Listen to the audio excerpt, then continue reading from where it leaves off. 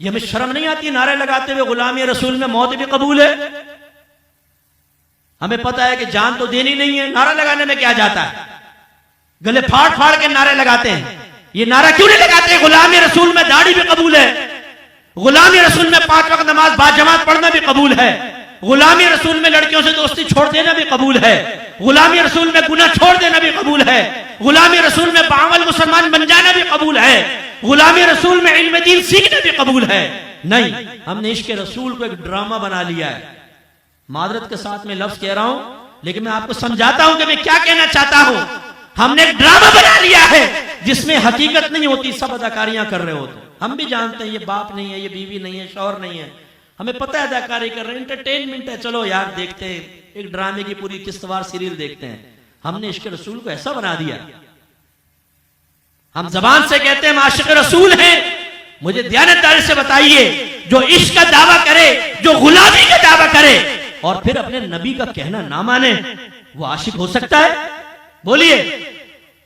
मिसाल देते हुए मुझे शर्म आती है, एक लड़के को लड़की से मोहब्बत हो जाए और वो आपसे कहे यार उस लड़की से बड़ी प्यार, बहुत मोहब्बत है, उस लड़की का फोन आ जाए, वो कहे कि आज नीले कपड़े पहन कर आना, और आप जवाब में कहे नहीं मैं नहीं पहन रहा, बाल जरा दूसरे बना लेना, मैं नहीं बनाऊंगा, जूते फला पहन के मैं नहीं, अच्छा आज रात को आ जाना, फेसबुक पे बैठ के चैट करेंगे, भाई मेरे पास टाइम नहीं है। फिर आप वो बंद करके आपसे कहे उस लड़की से ना मुझे बड़ी मोहब्बत है, इश्क बहुत ज्यादा। दयानतदारी से बताइए आप क्या कहेंगे, इश्क में सच्चा है कि झूठा है? बोलिए बोलिए। और एक इश्क का दावा करे और जो लड़की कहे वो कर बैठे, जो वो कहे, अपना हुलिया बदल ले, अपने कपड़े बदल ले, अपने जूते बदल ले, ये इश्क में आपको सच्चा नजर आएगा कि झूठा नजर आएगा? बोलिए। एक है वो कहे यार मैं उस लड़की के इश्क में फना हो चुका हूं, लेकिन आपके साथ पिज़्ज़े खा रहा है, चिकन टिक्के बोतलें चढ़ा रहा है, डकारे ले रहा है, सारी रात सो रहा है, कोई गम नहीं। एक कहे कि मुझे इश्क हो गया एक लड़की से, रातों को जाग रहा है, बाल बिखर गए, खाना खाने का होश नहीं है, अजीब पागलों से हरकत कर रहा है। बताएं इश्क में कौन सच्चा है कौन झूठा है? बोलिए। मुखलिस कौन है? जो पागल बना वो ना। अब जरा अपने आप को मायने में देख ले। नबी से इश्क का दावा और जब नबी का हुक्म मुतवज्जे हो, सरकार की गुलामी का दावा और सरकार हमें हुक्म बयान फरमाए तो हम अपनी जबान से नहीं अपने अमल से कहें। एक मिनट पहले हुक्म सामने रखो, सोचेंगे, गौर करेंगे, बीवी से पूछेंगे, बाप से पूछेंगे, माँ से पूछेंगे, दोस्तों से पूछेंगे, कारोबारियों से पूछेंगे, दुनिया से पूछेंगे, इजाजत मिलेगी तो नबी का कहना मानेंगे, वरना नबी का हुक्म नबी के हवाले कर देंगे। ये इश्क है, ये गुलामी है। अब मैं आपसे पूछता हूं, अगर यही इश्क और यही गुलामी आपकी बीवी आपके साथ इख्तियार करे, आपका दोस्त यही रवैया आपके साथ रखे, आपकी औलाद आपके साथ ऐसा रवैया रखे, तो मूड खराब होगा कि नहीं होगा? बीवी को सारी नेमतें दें और फिर आप सुने वो किसी से फोन पर आपके दुश्मन से बात करते हुए कह रही हो कमबख्त मरता भी नहीं है, मैं तो बेजार आ गई हूं, आप कहें खाना बना दे, मेरे पास टाइम नहीं है, पानी पिला दे, मेरे पास टाइम नहीं है, चाय बना दे, खुद उठ के बनाओ, मेरी भी बनाकर ले आओ, आपका दिल चाहेगा उसको नेमतें देने को, आप रखेंगे उसे अपने पास। अगर आप कुदरत रखते हैं तो आप तलाक देके बाहर कर देंगे। लेकिन हमने क्या किया हुआ है? नबी से मोहब्बत का दावा, इश्क का दावा, गुलामी का दावा, और फिर अल्लाह के नबी कुछ हुक्म बयान फरमाए तो चेहरे बिगड़ जाएं, मूड ऑफ हो जाए, खाए पिए नबी का, नारे तो लगाए, कौन खिलाता है? हम तो नबी का खा रहे हैं भाई, जिसका खा रहे हैं उसके गुण गा रहे हैं। तो भाई उसूल तो ये, जिसका खा रहे हैं उसका कहना भी माना जाता है। माँ बाप का खाते हैं तो उसका कहना मानते हैं, बीवी शौहर का खाती है तो कहना मानती है, आप अपने अफसर का खाते हैं तो अफसर का कहना मानते हैं। नबी का खा रहे हैं तो नबी के अहकाम बोझ क्यों महसूस हो रहे हैं?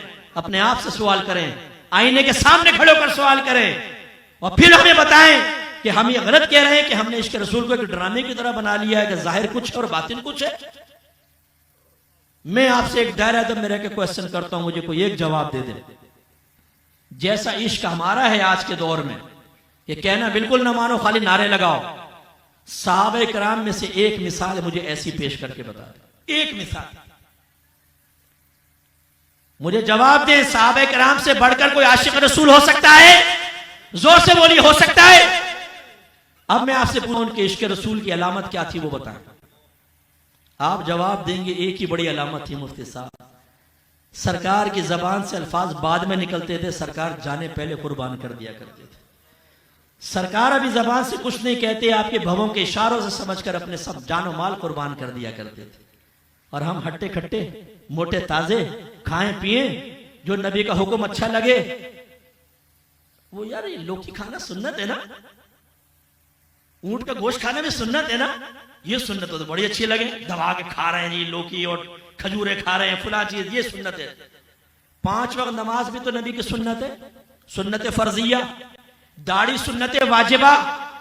जब ये आए जहां पर उस्ताद नफ्स और हमारा उस्ताद शैतान, आप नहीं ऐसे बुरे लोगों को बता रहा हूं, आप तो अच्छे लोग हैं उनके बारे में कह रहा हूं, वो कहे खबरदार नबी का खा रहे हो, नबी का गुलामी का दावा कर रहे हो, लेकिन बात तुम्हें मेरी माननी होगी। हम कहें या नफ्स हाजिर लब्बैक, या शैतान लब्बैक, या शर्म आनी चाहिए।